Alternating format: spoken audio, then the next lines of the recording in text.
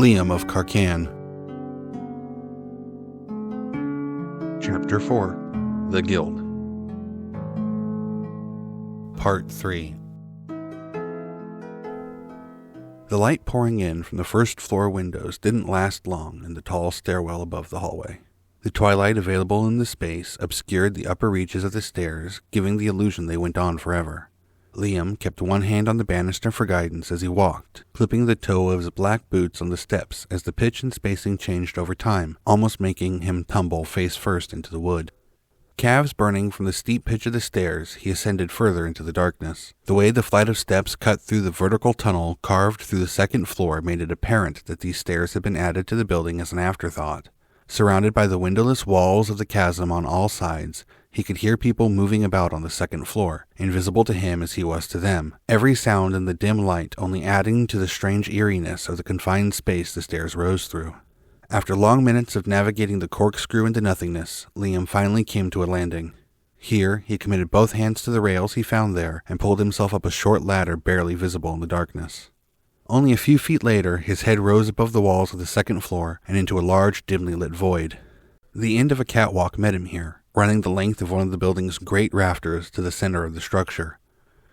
Ducking his head as he ascended into the cramped space, he climbed out onto the catwalk and followed it. Before and behind him was the pitched roof of the guild building. The backside of the thatch cast strange shadows when lit with the light of the handful of lamps left hanging along the path through the large open space. Coming to the center line of the building, the catwalk turned and ran up the middle of the attic. Below it, the thin ceilings of the second-floor rooms formed a fragile floor he knew better than to step on. At the end of the path was a plain wooden door set into a wooden wall they hadn't bothered to plaster. Walking carefully along the catwalk, Liam set his sights on the far door. With every step forward, he couldn't help but feel a tension build up inside of himself, a worry that things weren't going to go to plan. What were his other options if this ended badly? The regiment's righteous? The king's armies? What would failure here mean after the visions? Hands shaking nervously, he reached out and knocked cautiously on the door. As he stood waiting for an answer, he looked down to his hands in the dim light. He had scrubbed them before leaving the church. Looking at them now, he could see they were still clean. His eyes drifted back to the rails. Not a speck of dust had transferred onto his hands the whole way up the long stair. Even here in the dark recesses of the attic, far away from public eyes, everything was well dusted. This Burgett of Royce Castle kept a tight ship. "Come in." Burgett's voice was deep and commanding, with a husky timbre that Liam found compelling. Had he not already wanted to open the door, he was sure her insistence would have convinced him otherwise. The door glided open on well-oiled hinges without letting out so much as a groan. Beyond the portal was a well-lit room with light-colored walls, making it feel bright and airy despite the dark place it had been built. The room was long, with walls angled to accommodate the pitch of the roof. Windows peeked out through the thatch and overlooked the courtyard and the city plaza respectively. Liam recalled seeing the three on the front of the building embedded in the roof during his first visit. Had Burgett seen him cross the plaza in a huff that day? Had she watched his failed magic test and his physical fitness test from the matching set overlooking the courtyard? Liam's eyes fell to the short bookshelves that had been custom fit to the walls of the room and followed them until they reached the far end of the office. Sitting there, behind a wide desk, was Burgett Stein of Royce Castle, her head turned down looking over several papers on her desk. "Take a seat." She spoke only after Liam had crossed the first half of the large office. Her free hand motioned to one of the chairs available across the desk from where she sat without so much as a glance up from her work. Liam did so quietly while Burgett continued to write on a piece of parchment in front of her. It was another minute before she put the finishing touches on the document, and she finally looked up. In the bright light of the room, the proper posture and poised demeanor of the head of the Guildhall spoke loudly of the woman's elegance and formal upraising. She wore a warm smile across her teardrop face that lowered Liam's guard and made him feel welcomed in the heart of the hall's operations. "Sorry for the delay," she apologized, setting her pen down next to its inkwell. "I'm fitting you in rather quickly today and have much paperwork to catch up." "It's fine, I have time," Liam smiled and nodded nervously. It suddenly occurred to him that this was his first real job interview. His hands started to sweat a little as his nerves set to work against him. Doing his best to fight off any rising anxiety, he focused hard on what Burgett said next. "Even then, it's rude of me to waste it," she insisted. "So we will get straight to business. I have here all the notes given by your proctors on your guild membership exams." Burgett pulled a small stack of papers in front of her from the corner of her desk. "Most of them remark highly on your capabilities. Kieran was happy with your physical abilities, though he states more training will be needed if you are to take on any task at copper rank without help. He seemed confident this won't be an issue, however. Celia reported you had no knowledge whatsoever of magic, but showed an admirable curiosity. There are no notes on inherent talent, however. Toff said something similar about your knowledge of Carcanne's law and lore, and that during his instruction on the guild policies, you asked solid questions. That's high praise from Toft, she said, looking up from the paper to Liam. General knowledge, you can read and write as well as being well-versed in mathematics. Between all of this, as well as Odel and Nori's glowing review of your ability to keep a level head in a crisis, I do apologize for you getting mixed up in that, by the way. You are a well-rounded candidate for guild membership.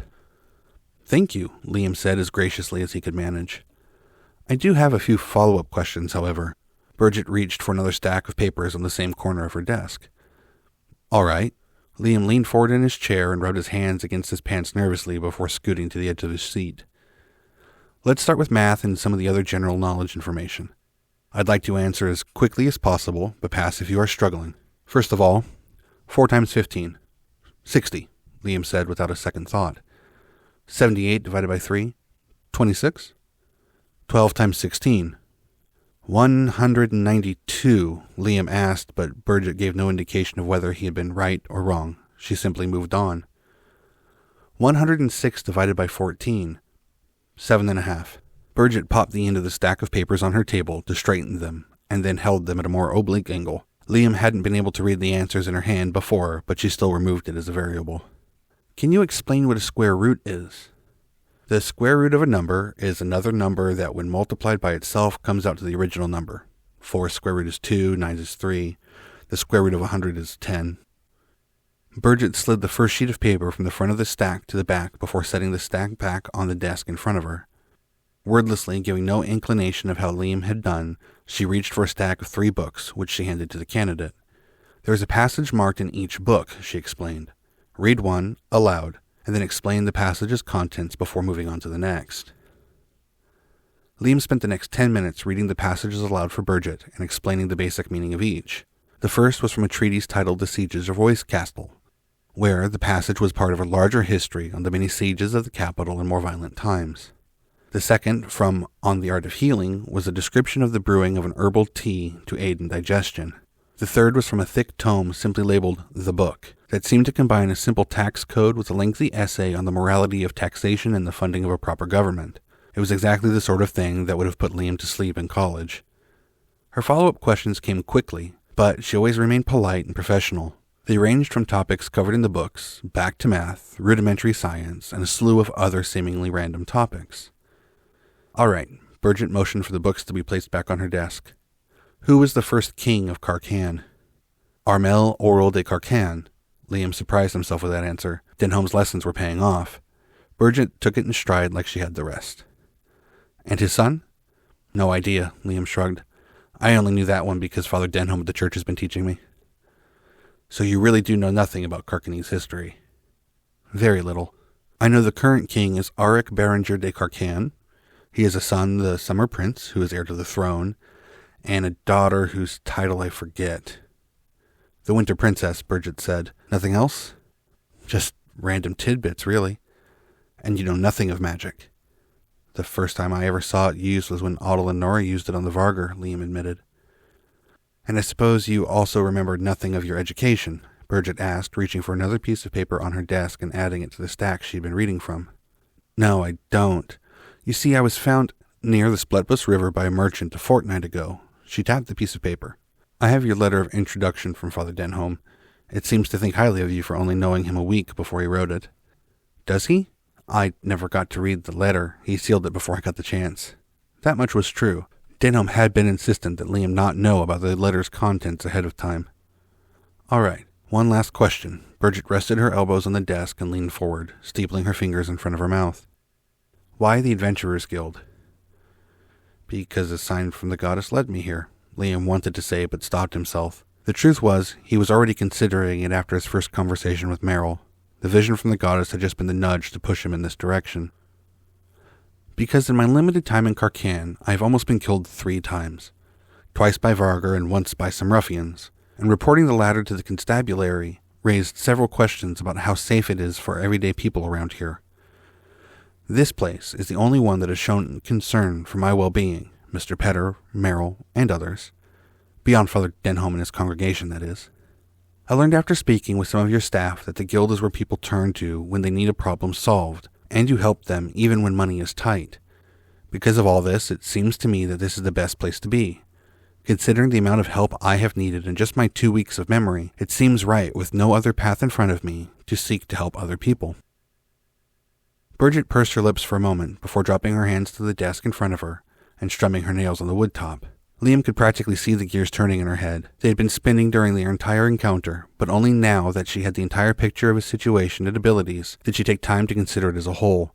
It took only a moment for her to respond. I have here 2 offers, Bridget said, grabbing yet another set of documents, this time wrapped in plain paper folders. The first is a standard adventuring contract. You will develop your adventuring skills by moving through the ranks, all while making gold. It is what you applied for, membership in the guild. She set the first folder on the desk between her and Liam. The second is a clerk position in the administrative wing of the Adventurers Guild. She set the second one next to the first. A clerk? The offer caught Liam off guard. He was sure his lack of knowledge on anything pertaining to Carcanne should have disqualified him from something like that. Despite your failure to recall it, you obviously have some level of education beyond the standard. Though I supplied many of the questions you answered today, there were still several beyond my own education. I reached out to some of the other guilds in the area for them. Of those, you only failed the ones that reflected your shortcomings in our standard testing regimen. As well, everyone you met during your exams noted your ability to learn quickly and adapt. This would give you the ability to move up quickly in the guild. You would start as a clerk, but I would not be surprised if you were a head clerk within a year. Give it a few more, and you may even be running your own hall. Goddess knows that the admin branch needs the help. Good clerks are just as rare as good adventurers, if not rarer. The potential for high pay is greater as an adventurer, especially earlier in your career, but the higher up you climb working in the background, the better the wages get. And there's definitely the added benefit of safety. A clerk's career is much less risky than an adventurer's. The idea of taking on an administrative position was not an option Liam had considered. Bridget was right, of course. It had its own merits. But after hanging around the guild hall for the better part of a week, Liam also knew it had its drawbacks. Administrative staff did not have access to the guild amenities. There were no supplied meals or cheap rooms for rent for the clerical staff. He knew that most of the lower-level clerks shared lodging all over town due to low pay. But if Bridget was right about his talents, and he did rise fast through the corporate side, he could wind up in quite a comfortable position relatively young. I doubt the goddess went to the trouble to give me a vision just so I would push paper behind a desk, Liam thought to himself as he considered both offers. Ultimately, what is this all about? He asked himself. I applied to be an adventurer because it seems the best route forward for finding a way home, going and exploring the world until I wake up in my dorm back home. Yes, it's logic based on books, video games, and anime from back home, but it's all I have to go on at this point.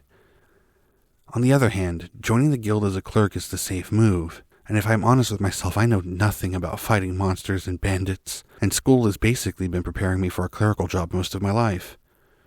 It's the move I should make if I'm comfortable staying in Carcanne long term.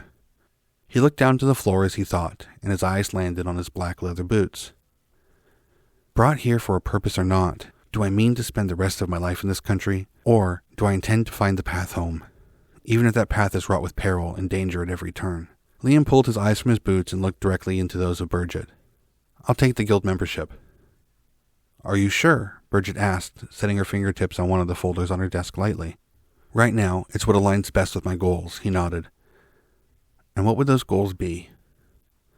To help as many people as I can while I find a path home, Liam said truthfully.